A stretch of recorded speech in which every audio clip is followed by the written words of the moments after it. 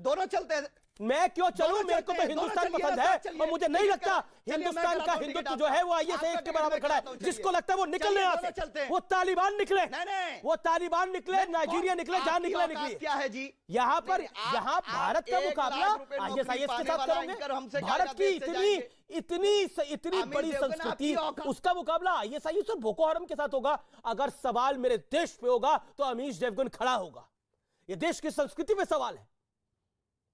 इस देश की संस्कृति में बोको हराम का मुकाबला कर रहे हो आप? शर्म आनी चाहिए उन लोगों को जो बोको हराम और आईएसआईएस को भारत के बराबर लाके खड़ा करने की कोशिश करते हैं या हिंदुत्व के बराबर लाने की कोशिश करते हैं।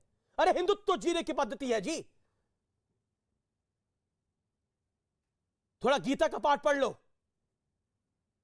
पता लग जाएगा। यहां पर तो एक भाई के कहने के ऊपर, अपनी मां के कहने के ऊपर 14 साल बनवास चला जाता है और दूसरा भाई खड़ा हो रख के उसकी पूजा करता है। यह है हिंदुस्तान, यह है हिंदुस्तान जहां पे वासुदेव कृष्ण गीता का पाठ पढ़ाते हैं 20 महाभारत के अंदर। यह है हिंदुस्तान की संस्कृति। और बोको हराम से मुकाबला कर रहे हो आप? जिस थाली में खाते हैं उसमें छेद नहीं करते शादाब चौहान, उसे गद्दारी कहते हैं। और मैं बहुत स्पष्ट शब्दों में बोल रहा हूं, जिस थाली में खाकर उसमें छेद करा जाता है उसे गद्दारी कहते हैं और गद्दारी गलत है, नमक हरामी है ये। सुबुई खान का मैं रुख करता हूं। Subuhi Khan, Boko Haram ISIS is equal to, hold on Shadab Chauhan, Boko Haram and ISIS is equal to Hindutva. Ji Amish, देखिए जितनी भी विधर्मी राजनीतिक दल देश में काम कर रहे हैं वो अब एक्चुअली बौखला चुके हैं। वो फ्रस्ट्रेट हो गए हैं कि अब हिंदुस्तान का हिंदू जाग गया है, अब हिंदुस्तान का हिंदू प्रतिकार करना सीख गया है। उनके अंदर का शिव और शक्ति जागृत हो रहा है, उनकी चेतना शक्ति जागृत हो रही है। उस हिंदू को जिन्होंने इन लोगों ने जिनको सुला दिया था, भाषा, जाति, क्षेत्र, संप्रदाय में बांटकर गहरी नींद में सुला दिया था, उसको जागते हुए ये बर्दाश्त नहीं कर पा रहे हैं, तो सोच रहे हैं कि उसको दोबारा कैसे तोड़ा जाए। अगर कोई अनपढ़ इंसान इस तरह की स्टेटमेंट्स दे तो समझ आता है अमीश, लेकिन पढ़े लिखे इंटेलेक्चुअल्स, अभी खुर्शीद साहब खुद आपके इंटरव्यू में बोलकर गए हैं कि मैं पढ़ा लिखा हूं, जो किताबें लिखते हैं वो इंटेलेक्चुअल्स होते हैं। ये लोग सब जानते हैं आईसिस का बैकग्राउंड, ये जानते हैं बोको हराम का बैकग्राउंड। ये बाटला हाउस की बात कर रहे हैं, बाबरी मस्जिद की बात कर रहे हैं और बोल रहे हैं कि हम तो कांग्रेस को वापस लाने का माहौल बना रहे हैं। तो साफ पता चल रहा है कि ये क्या कर रहे हैं। ठीक है, तस्लीम रेमानी का मैं रुख करता हूं। तस्लीम रेमानी, देखिए मैं ये बोलना चाहती हूं जी। तस्लीम रेमानी, क्या आपको लगता है ये तुलना जायज है? क्या आपको नहीं लगता ये थाली में छेद की तरह है,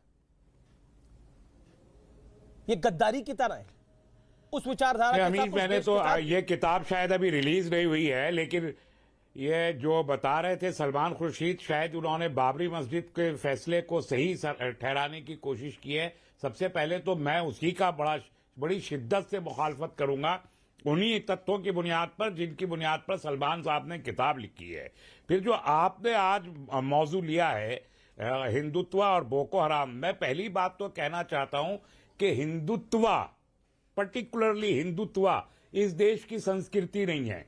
शिवाजी की संस्कृति हिंदुत्व नहीं था, हिंदू धर्म था, हिंदू सनातन धर्म था। हमारे बताइए, हिंदुत्व हिंदू करेक्ट कर ले, हिंदुत्व और हिंदू में डिफरेंस क्या है? मैं हिंदुत्व को समझता हूँ, वही डिफरेंस है। मैं रहमानी बोलूं या तस्लीम बोलूं? मैं हिंदुत्व को समझता हूँ, मैं बता रहा हूं ना। अरे सुन तो लीजिए, बोलिए सर। हिंदुत्व को समझा जा सकता है सबसे पहले 1890 में बकिंगम चंद्र चट्टोपाध्याय ने जो आनंद मठ लिखी थी वो हिंदुत्व है।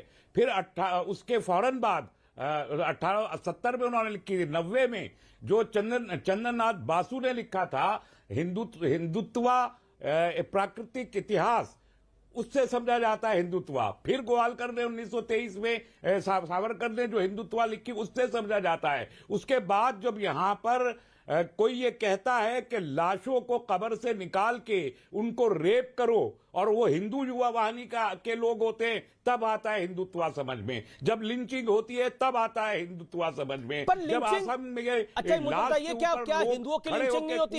लिंचिंग के अंदर भी धर्म आ जाता है कि हिंदुओं की लिंचिंग नहीं हुई? क्या सिर्फ मुसलमानों की लिंचिंग हुई? लिंचिंग तो दोनों की होती है, लिंचिंग गलत है। नहीं हुआ तब आता है हिंदुत्व समझ में। और वो हिंदुत्व जिसकी मैं मिसालें दे रहा हूं कि त्रिपुरा में आप मस्जिदें जला दे और पुलिस कहे मोहम्मद अयूब पंडित की लिंचिंग हुई, वो क्या था?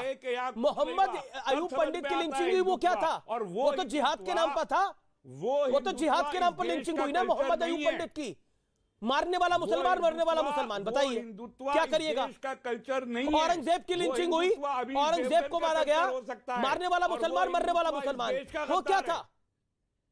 वो हिंदुत्व इस देश वो कौन सा हिंदुत्व है? वो हिंदुत्व अगर अमीश देवगन भी उस हिंदुत्व के साथ खड़ा है तो अमीश देवगन, मैं तो उस हिंदुत्व की बात कर रहा हूं जो आपको ये सब कहने की आजादी दे रहा है, जो आपको ये कहने की आजादी दे रहा है कि आईएसआईएस और बोको हराम इज इक्वल टू हिंदुत्व। ये बोलने की आपको आजादी दे रहा है। ये आजादी सीरिया में है, ये आजादी तालिबान में है, ये आजादी सऊदी अरब में है। अगर है तो बोलिए हाँ, कल्चर नहीं हो सकता। अगर है तो बोलिए हाँ, डीएनए नहीं हो सकता। ये सीरिया में आजादी है, लोगों को कबूल नहीं है। हिंदुत्व को रिजेक्ट किया है इस देश के लोगों ने और रिजेक्ट करता रहेगा। ओके सुधांशु त्रिवेदी जवाब। Let Sudhanshu Trivedi reply. Sudhanshu Trivedi reply. Hindu संस्कृति का सम्मान, ठीक है sir, you made your point, sir you made your point. Sudhanshu reply करते हैं मगर हिंदुत्व का नहीं कर सकते। Okay, let him respond. Sudhanshu. देखिए, ये लोग अपने हिसाब से अपने मन से पता नहीं कौन सी व्याख्या करते हैं। अब छत्रपति शिवाजी महाराज का साम्राज्य, हिंदवी स्वराज्य, जिसे हिंदू पद पातशाही कहा गया, उनके लिए क्या कहा गया है? मैं उनके ही कवि भूषण की एक पंक्ति कोट करता हूं।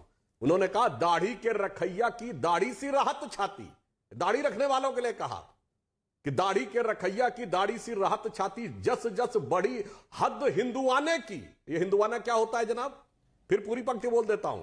दाढ़ी के रखैया की दाढ़ी सी राहत छाती, जस जस बड़ी हद हिंदुआने की, और रैयत के मन की कसक सब काढ़ी भई, और सारी जाके खत्म हुई ठसक तुर्काने की। किसके लिए बोला जनाब? उसी मुगल रूल के लिए बोला, उसी औरंगजेब के लिए बोला, जिसको आप क्या कहते हैं? बादशाह गाजी जिंदा पीर, बादशाह आलमगीर। इसलिए मैं ये मत कहिए, वहीं से प्रेरणा ली थी, चाहे सावरकर हो चाहे अलग हो। और फिर मैं और स्पष्ट कर देता हूं, शिवाजी ने क्या बोला? राखी हिंदुआनी हिंदुआन का तिलक राखो, स्मृत पुराण राखी वेद धुनि सुनी में, और शाही के सपूत शिवराज शमशीर तेरी, दिल्ली दल दाप के दीवाल राखे दूनी में। इसलिए अपने मन से वो व्याख्या मत करिए। और जहां तक एक और बात कहना चाहूं, हिंदू धर्म ही वह धर्म है जिसकी वजह से दुनिया में इकलौते मुसलमान भारत में इतने सुरक्षित हैं कि आपने कभी भारत में सुना कि शियाओं की मस्जिद के ऊपर धमाका हो गया? बताइए साहब। जबकि इस्लाम में एक फिरका, बताइएगा, आप तो आलिम आदमी हैं रहमानी साहब, जिसने एक ने दूसरे के खिलाफ फतवा न जारी कर रखा हो कि ये गैर इस्लामी है। शियाओं का फतवा सुन्नी के खिलाफ, देवबंदी का फतवा बरेलवी के खिलाफ, अहले हदीस का फतवा अहमदियों के खिलाफ। सिर्फ भारत में सब शांति से रहते हैं। तो हिंदू मुसलमान तो छोड़ दीजिए, जहां हिंदुत्व है। और अंत में कहूंगा, आप हमारी सरकार को तो हिंदुत्व की सरकार मानते हैं ना, तो क्यों कहते थे सीएनआरसी में कि पाकिस्तान बांग्लादेश के मुसलमानों को यहां आने के लिए वहां उनका प्रोसिक्यूशन हो रहा है? तो एक बार कहिए ना कि मोदी के हिंदुत्व के झंडे तले मुसलमान महफूज हैं, और दामने रहमत की सरजमी पाकिस्तान और चलमे हिलाम के झंडे तले पाकिस्तान में महफूज नहीं है। माफी मांग लीजिए। देखा है तो आप खुद साबित कर रहे थे सीएनआरसी में कि जहां हिंदुत्व है वहीं मुसलमान भी महफूज है। क्या साबित करना चाहते?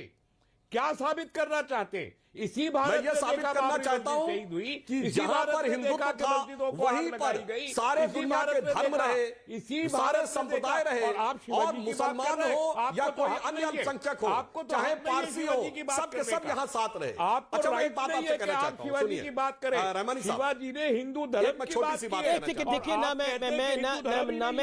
एक सेकंड, मैं इस चर्चा को सार्थक बनाना चाहता हूँ और आज के विषय पे रहना चाहता हूँ। हम शिवाजी से पे भी जा सकते हैं। देखिए, सलमान खुर्शीद से मैंने एक सवाल पूछा। देखिए, हिंदू